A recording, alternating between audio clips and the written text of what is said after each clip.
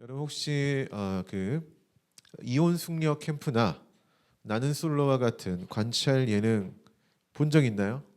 본 적 있으세요? 딱 보면서 이렇게 답답한 마음을 좀 가져본 적 있어요? 보면서 왜 저러나 싶은 거. 제가 혼자 식사를 하면서 이제 TV를 보는 습관이 있거든요. 근데 그게 보다가 찾은 관찰 예능 프로가 하나 있었습니다. 연애 프로가. 이게 돌싱 여성과 못쏠 남성이 이렇게 나와서 이렇게 나는 솔로 같이 뭔가 이렇게 하는 프로그램인데요. 제가 보다가 너무 답답해서 꺼버렸어요. 웬만하면 끄지 않는데 보다가 답답해서 껐어요. 그러니까 대화하는 장면 딱 하나만 봐도 저 사람이 왜 못소리였는지 알겠다 싶을 정도로 답답하더라고요. 우리는 축구 경기를 볼 때도 좀 비슷해요. 그러니까 모두가 전지전능한 신의 관점에서 이 플레이를 평가하잖아요. 거기서 왜 그랬을까? 왜 저것도 못했을까? 이처럼 관찰자의 시점에서는 평소 보이지 않는 것들이 보이고, 그리고 우리는 스스로 말하죠. 내가 저보단 낫다. 평가를 합니다. 성경을 읽을 때도 우리는 관찰자의 시점에서 읽게 됩니다. 그렇죠. 오늘 우리가 르호보암을 읽을 때도 관찰자의 시점에서 읽게 될 수밖에 없어요. 그러니까 왜 저런 행동을 했느냐면서 우리는 비판을 하기도 하고요. 오늘 좀 르호보암 우리가 볼 텐데 헛다리 짚는 모습에 답답해하죠. 소망이 없다라는 생각도 들기도 합니다. 오늘 본문에 등장하는 이 르호보암이 우리에게 그런 답답함을 좀 제공하는 인물인데요. 저는 또 성경을 보다가 설교 주변 성경을 보다가 관찰자의 시점에서 이렇게 딱 보다가 진짜 왜 저러나 싶을 정도로 성경을 덮어버리고 싶은 마음도 좀 들었습니다. 오늘은 지난주에 이어서 우리가 르호보암의 모습을 통해 좀 관찰자의 시점에서 볼 겁니다.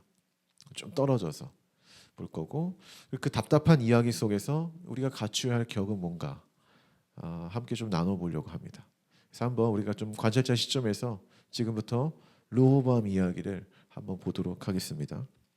여러분 오늘 우리가 본문 읽었잖아요. 본문 읽었을 때 가장 먼저 좀 들었던 감정은 저는 안타까움이었습니다. 관찰자 시점에서 안타깝다라는 거였어요. 그러니까 왜 이런 감정이 들었냐면 여러분 하나님이 다윗의 왕국을 세우기까지 얼마나 많은 시간이 들었는지 아세요? 그 하나님의 계획에 함께하고자 얼마나 많은 인물들이 희생되고 헌신됐는지 아십니까? 이걸 생각하면요 오늘 르호보암의 행동이 답답할 수밖에 없어요.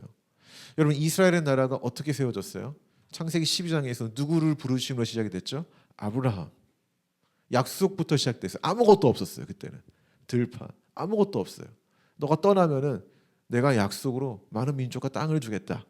이렇게 약속으로 시작된 겁니다. 그리고 약 400년이 지나서 이들이 어디에 있습니까? 애굽의 노예 생활을 있잖아요. 그렇죠? 그리고 거기서 하나님이 이 민족을 출애굽하는 거죠. 벌써 400년이 지났어요. 시간이. 그 광야의 시간을 지나죠. 가나안 땅에 정착을 했습니다. 사사시대를 지나요. 또 사사시대를 지나면서 뭔가 이 집단이 흔들리는 듯하지만 그래도 하나님의 은혜를 주셔서 붙잡으시죠.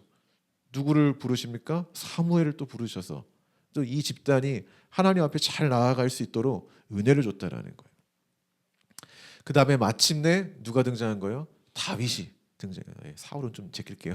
다윗이 등장해서 하나님의 왕국, 그러니까 제사장 나라, 하나님을 섬기는 나라가 세워진 거죠.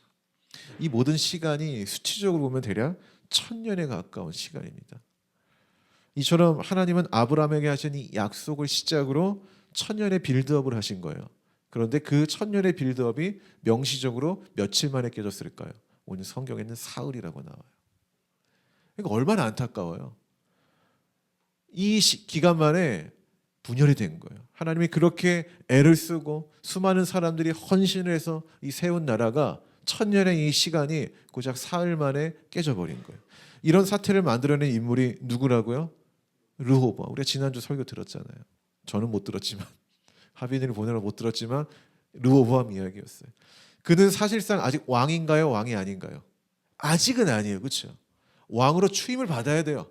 그러니까 다윗의 후손으로서 왕의 자격은 있지만은 왕으로 세움받는 그 과정에 있는 사람이에요. 지난주 보면 4절 말씀 한번 읽어보겠습니다. 자, 읽어볼까요? 시작. 왕의 아버지가 우리의 멍에를 무겁게 하였으나 왕은 이제 왕의 아버지가 우리에게 시킨 고역과 매운 무거운 멍에를 가볍게 하소서. 그리하시면 우리가 왕을. 이게 무슨 내용이에요? 사실 백성들은 솔로몬 시대부터 누적된 고통 가운데 지쳐 있는 상태예요. 그렇죠? 그거 좀 호소하는 거예요. 우리 좀 지쳤어요. 너무 힘들어요. 이런 얘기를 하는 거예요.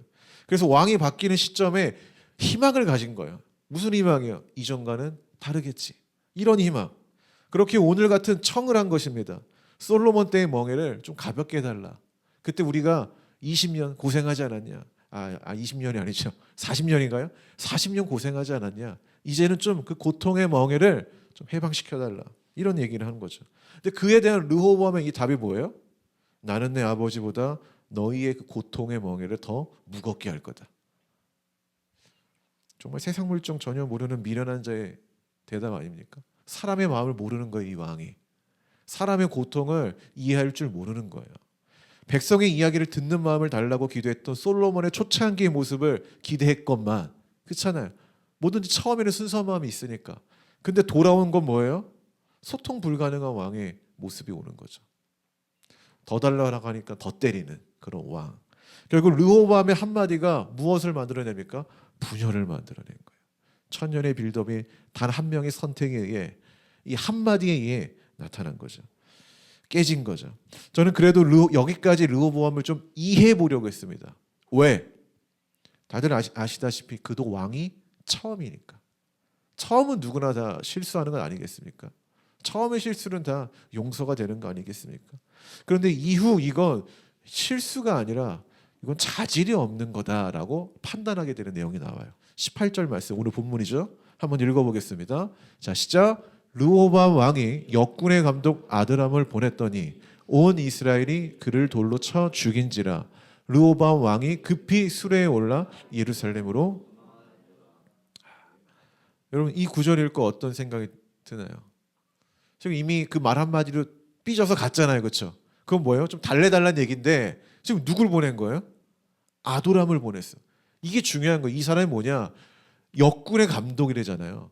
그 이들에게 노동을 줬는데 이들이 노동을 잘하나 못하나 그걸 판단했던 감독을 보낸 거예요.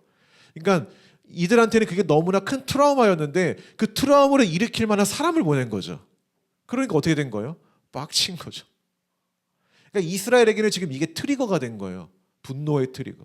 그래서 결국 그 결과가 뭡니까? 그를 돌로 쳐 죽인지라. 이 르호보암 지금 이 사태 파악을 못하는 거예요. 지금 이게 얼마나 큰 일인지 어떻게 대처해야 되는지 하나도 모르는 거예요. 모르니까 트라우마 있는 사람한테 야, 그 트라우마 더 생각나게 그 사람을 보내는 거죠. 말이 안 됩니다. 그래서 결국에 르호보암은 급히 어떻게 되죠? 도망칩니다. 자, 근데 여기서 중요해요. 이후 르호보암이 무슨 생각을 했을까요?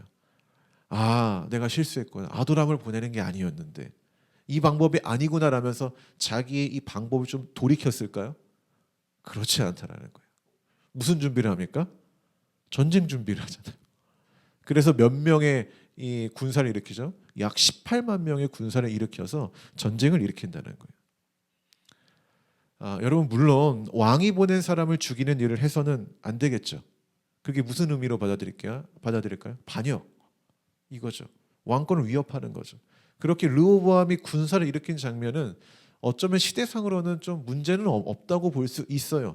하지만 우리는 상황을 보잖아요. 상황을. 이 문제없는 전쟁 준비는요, 더 큰 문제를 일으키는 트리거가 된다라는 거예요. 행동이 된다라는 거예요. 이걸 생각해야 된다라는 거죠. 자, 이제 우리가 르호보암을 좀 봤는데 이 사람은 어떤 인물 같습니까? 여러분 보기에 어떤 인물 같아요, 르호보암? 제가 볼 때는 좀 고집불통에 타협의 여지가 없고 좀 사회성이 없는 사람 같아요. 모르는 거죠. 상대의 말을 듣는 사람이 아닌 거예요. 또한 르호보암 제가 좀 생각해봤는데 왕의 자격은 있지만 그에 맞는 격은 좀 없는 왕으로 보여요. 자, 여기서 말하는 자격은 뭐냐? 자질과는 다른 거예요. 다윗의 후손이라는 언약적 자격이에요. 성경에서 왕은 누가 됩니까? 다윗 집안의 사람들이 돼 있잖아요. 그 자격. 근데 중요한 건 뭔지 아세요? 이 자격은 르호보암이 노력해서 열심히 해서 얻어지는 게 아니라는 거예요. 그냥 태어나다 보니까 또 상황을 보다 보니까 자기에게 그냥 주어진 자격이라는 거예요. 근데 뭐가 없다? 그에 맞는 격이 없던 거예요. 이걸 자질이라고 하죠. 저는 그렇게 좀 보았습니다. 그러나 하나님을 신실하게 섬기는 신앙적 품격이 보이지 않아요. 백성의 이야기를 듣는 왕의 자질이 보이지 않아요. 그냥 다윗의 후손이라는 이유로 자기에게 그냥 태어나자마자 주어졌던 그 자격을 마구 휘두르는 것에 심취한 자격 미달인 왕으로밖에 보이지 않는다는 거예요. 근데 여러분, 우리 모두가 하나님의 자녀라는 자격을 가진 사람들입니다. 아멘이십니까? 근데 이게 우리의 노력으로 주어진 건가요? 그게 아니라는 거예요. 우리는 이 르호보암처럼 그냥 하나님의 은혜로 나에게 주어진 거예요. 근데 이 자격은 아까 말한 것처럼 내가 어떤 성취를 통해서 주어진 게 절대 아니다. 이게 중요해요. 기독교 핵심에서. 르호보암이 다윗의 후손으로 태어났기 때문에 주어진 것처럼 우리도 누구의 은혜로 주어졌다? 예수 그리스도의 은혜로 주어진 거다. 이게 우리가 그리스도의 자격 때문에 아주 본질인 거죠. 그런데 여기서 끝나면 안 된다는 거예요. 자격이 주어졌다면 하나님의 자녀로서의 격, 그 자질, 그것도 준비해야 된다는 거예요. 오늘 르호보암은 그 자격을 갖고 태어났지만 그 일생 가운데 그 자질을 준비하지 못했다는 거예요. 그걸 보면서 그렇다면 우리에게 주어진 자격, 그에 맞는 이 격, 어떤 격을 우리가 준비해야 되는 것이 맞을까? 저는 한 세 가지를 좀 간단하게 얘기해 보려고 합니다. 첫째입니다. 한번 읽어봅시다. 시작. 사랑의 격. 요한복음 13장 34, 35절을 한번 읽어볼게요. 제가 먼저 읽고 여러분이 그 다음에 읽으세요. 내가 너에게 새 계명을 준다. 서로 사랑하라. 내가 너희를 사랑한 것 같이 너희도 서로 사랑하라.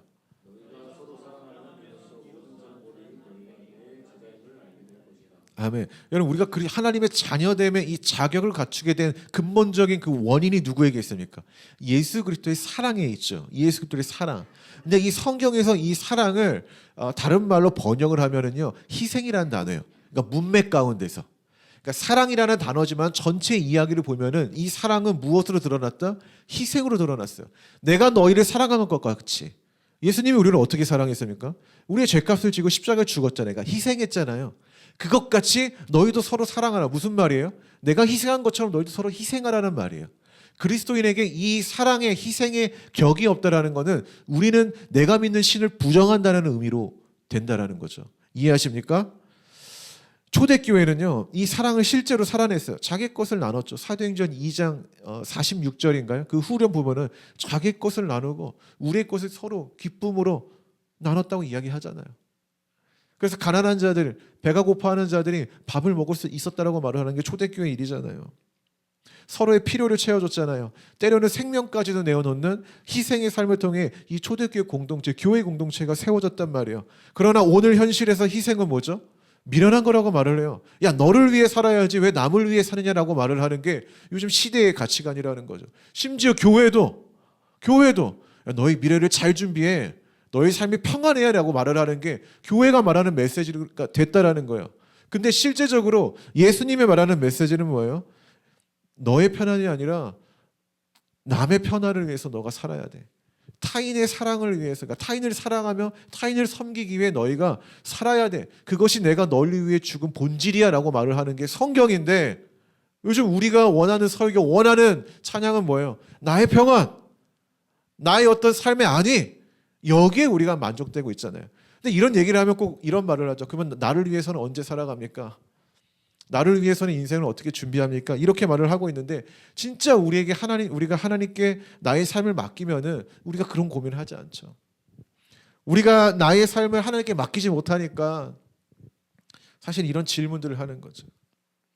우리는 타인을 위해 희생하신 예수님의 격을 전혀 반대로 내가 평안하기 위해서, 나의 더 나은 삶을 위해서 설정하고 있다.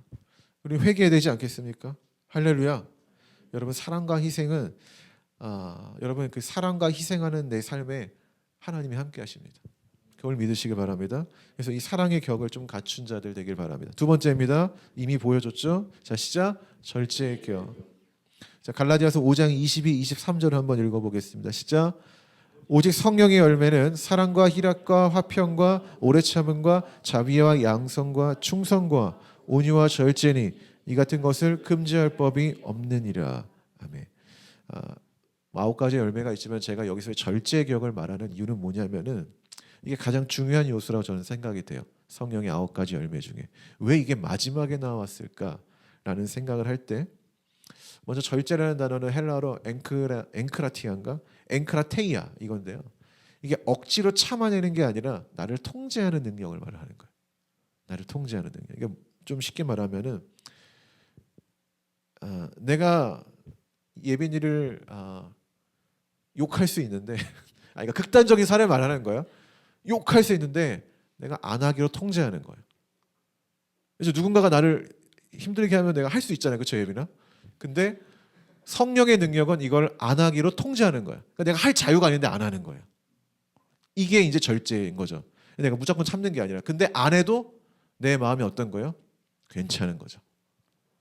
안 했는데 막 내가 괴로우면 성령이 없는 거고, 안 해도 내 마음이 괜찮으면 성령이 있는 거죠. 자, 이해하셨죠? 무슨 말인지 아시겠어요? 절제. 이게 왜 중요할까요? 사랑도 오래 참음도 온유도 감정과 연결된 요소들이거든요.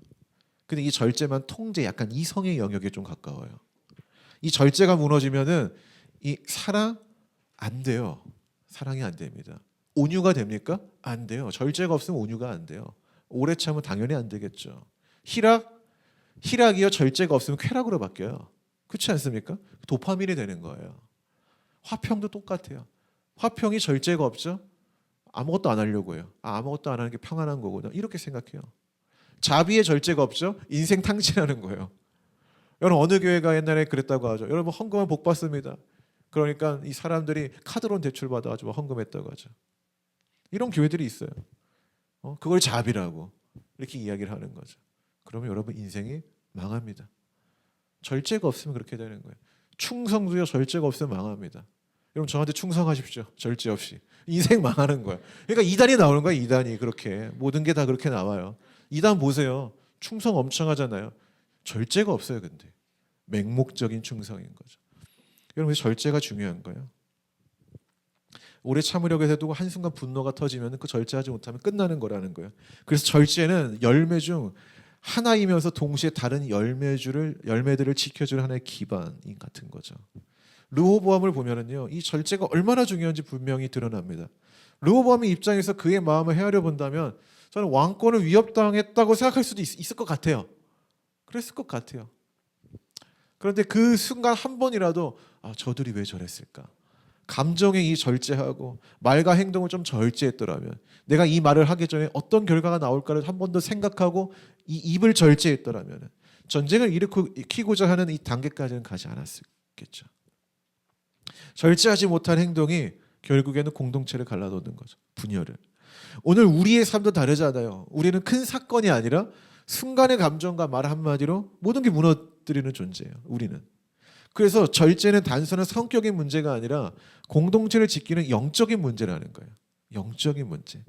특별히 말의 절제, 감정의 절제, 욕망의 절제는 하나님 믿는 사람들에게 반드시 요구가 되는 삶의 태도입니다. 할렐루야. 그러니 오늘 우리는 절제를 미덕으로 여기는 게 아니라 영적인 걸로 여겨야 된다는 거예요. 그냥 절제하면 좋지, 이 미덕이 아니라 영적인 거. 오히려 솔직함이라는 이름으로 감정을 쏟아내고 자유라는 이름으로 욕망을 정당화하는 시대에 우리가 살고 있잖아요. 제가 제일 싫은 게 솔직한 거예요. 너무 솔직하죠? 선을 넘어요. 그렇지 않아요? 근데 그게 좋다고 말을 하는 시대가 요즘 시대라는 거죠. 저는 그렇게 보지 않습니다. 그게 좋다고 보지 않아요. 성경은 분명히 말해요. 성령으로 사는 사람은 자기 자신을 통제할 수 있다. 다스릴 수 있다. 여러분 그 성령의 은혜가 여러분 가운데 있기를 바랍니다. 할렐루야. 오늘 르호보암에게는 이 두 가지가 없었어요. 사랑의, 희생의 격과 이 절제의 격. 절제하지 못했고 백성들을 사랑하지 못했습니다. 그저 자신에게 주어진 이 자격을 칼로 휘둘리는 것에 빠져 있다라는 거예요. 그럼에도 그에게 오늘 조금 희망이 하나 좀 보입니다. 그건 아무리 감정적으로 극단의 상황까지 갔더라도 결국에는 하나님 말씀에 따르는 바로 세 번째 순종의 격이 보였다라는 거예요. 한번 24절 읽어보겠습니다. 여러분 읽어주세요. 시작. 여호와의 말씀이 너희는 올라가지 말라. 너희 형제 이스라엘 자손과 싸우지 말고 각기 집으로 돌아가 이 일이 나로 말미암아 나는 것이라 하셨다.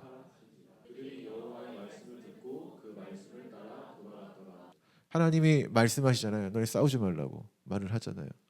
근데 이게 사실 잘 안 돼요. 이게 감정이 극으로 당하죠. 근데 옆에서 야 주님이 말씀하셨잖아. 싸우지 말라고 안 들립니다. 네가 뭔데요? 그런 잣대로 나한테 얘기해. 이렇게 나오죠. 전쟁을 준비한 이들에게 하나님이 스마야를 통해 싸우지 말고 돌아가라는 말씀을 하세요. 상황적으로 보면 이미 전쟁으로 기울어져 있고 이거 싸울 수밖에 없거든요. 감정의 골이 상당히 깊어졌는데도 하지 말라는 하나님의 말씀에 그래도 순종합니다. 물론 이게 뭐 르호보암이 순종한지 모르겠지만 어쨌든 결과적으로는 순종합니다. 저는 이 지점이 놀라워요. 이 지점이. 그러면서 우리가 놓치지 말아야 할 가장 중요한 격이 결국엔 이거지 않은가 싶어요. 하나님의 말씀에 따르는 것, 그 순종의 격. 르호보암이 앞에서는 사람의 말을 선택적으로 듣고, 그렇죠? 노인의 말과 젊은이들의 말을 다 들어놓고 이미 답은 있었잖아요. 젊은이들의 말을 듣고 결국 자기 뜻대로 밀어붙였던 그 왕이거든요. 그런데 전쟁 직전 가장 강하게 자기 의지를 관철하려던 순간에 하나님의 말씀이 들렸는데 따릅니다. 물론 제가 르호보암을 좋게 포장하려는 건 아닌데 칭찬할 건 좀 칭찬하자는 얘기예요. 이 부분은 맞다라는 거죠. 따라야 된다라는 거죠. 그는 지혜로운 조언을 버렸고 백성의 요구도 무시했고 상황 판단도 실패했지만 그럼에도 불구하고 하나님 말씀 앞에 멈출 줄 아는 여지는 남아 있었다라는 겁니다. 할렐루야. 제가 위에서 사랑과 희생의 격, 절제의 격을 말씀드렸지만 그 중에 제일은 순종의 격이지 않은가 싶습니다. 결국 우리 그리스도인이라는 존재는 뭐예요? 우리가 살면서 실패할 수 있고 막 화낼 수 있고 분노할 수 있고 좌절할 수 있지만은 그럼에도 마지막 내 최후의 결정에 하나님의 말씀을 따르는 것, 그 여지를 갖고 있는 건 아닐까요? 저는 뭔가 그리스도인이 완전한 존재는 아니지만 그래도 하나님의 말씀이 우리 마음 가운데 들렸을 때 그것을 따를 수 있는 여지를 갖고 있는 사람들, 어쩌면 그게 오늘날 그리스도인이라고 우리가 말할 수 있지 않을까 싶습니다. 하나님 말씀에 순종할 줄 아는 사람, 사랑의 격을, 절제의 격을 지킬 수 있는 우리 모두가 되기를 바랍니다. 아멘. 말씀의 결론을 맺겠습니다. 제가 오늘 좀 주제 설교를 했죠. 본문을 이야기하면서 르호보암한테 배울 게 하나도 없어가지고 이걸 어떻게 말씀을 전할까 고민하다가 좀 세 가지의 격을 좀 말씀드렸습니다. 사랑과 희생의 격, 그리고 절제의 격, 또 하나는 마지막은 순종의 격이죠. 저는 우리가 자격이 주어졌다면 그에 맞는 격을 잘 준비하는 사람들이 됐으면 좋겠어요. 근데 많은 그리스도인들이 주어진 자격에 만족해서 살아가는 분들이 많습니다. 근데 내가 이러한 격을 준비하려면요, 우리의 삶에 엄청난 피땀 흘린 노력이 필요합니다. 내 욕망을 따라 살지 않으려고 하는 그 노력, 하나님의 말씀에 따라 살려는 처절한 몸부림이 있어야 한다는 거예요. 이런 사람들이 그 자격에 맞는 자질을 갖출 수 있습니다. 나의 값보다 하나님의 것을 소망하는 마음으로 가득하기를 우리가 좀 기도해야 합니다. 은혜 받기만 원하고 하나님을 위해 헌신하며 살아가는 것을 원치 않는다면 그것은 결코 은혜 받은 자의 삶이라고 말하기가 어려워요. 누가 르호보암이 왕이라고 인정하겠습니까? 반쪽짜리 인정 아닙니까? 12지파 중에 10지파는 인정 못하고 단 2지파만 남았잖아요. 그렇죠? 이게 우리의 모습 아닙니까? 예수를 믿으면은 구원받을 자격이 주어진다고 해서 우리에게 자격은 있지만은 그에 마땅한 자질을 준비하지 못해서 반쪽짜리밖에 인정받지 못하는 우리의 모습. 우리가 하나님으로부터 인정을 받았더라면 세상 사람들이 우리를 봤을 때도 그래 넌 예수 믿는 사람이야 라고 같이 인정해 줘야 되지 않을까요? 누가 우리를 봤을 때 너는 신과 전혀 무관한 삶을 사는데 이렇게 말한다면 그게 얼마나 우리에게 모욕적이고 우리에게 얼마나 부끄러운 일인지를 알아야 된다는 거예요. 르호보암에게 10지파가 따르지 않았을 때 르호보암이 이런 생각을 해요. 니네가 뭔데 나를 따르지 않냐, 이게 아니라 니네가 뭔데 나를 비판하느냐, 이게 아니라 내가 자질이 없구나, 그래 내가 자질을 준비할게, 이런 마음이 돼야 된다는 거죠. 누군가가 우리가 예수 믿는 것을 인정하지 않는다면은 네가 뭔데 나의 믿음을 지적해? 라는 게 아니라 내가 아직 자질이 부족하구나, 내가 더 이 자격에 맞는 격을 준비해야겠구나라는 태도를 갖는 게 그리스도인의 모습 아니겠습니까? 우리가 그러자라는 거예요. 우리가. 그래서 여러분 삶에서 힘들죠. 하나님 앞에 인생을 드리고 헌신하는 거 힘들죠. 근데 조금씩 해봐야 돼요. 조금씩 하다 보면은 이 가치가 뭔지, 내가 믿는 하나님이 어떤 분인지 잘 안다라는 거예요. 여러분 지금도 잘하고 있지만은 우리가 조금 더 몸부림치자라는 거예요. 하나님 말씀대로 살아가는 자녀, 이 자녀됨의 자격에 그에 맞는 격을 갖춘 그리스도인으로 살아가는 모든 성도가 되기를 주 이름으로 축복합니다. 기도합시다. 우리 시간 함께 기도.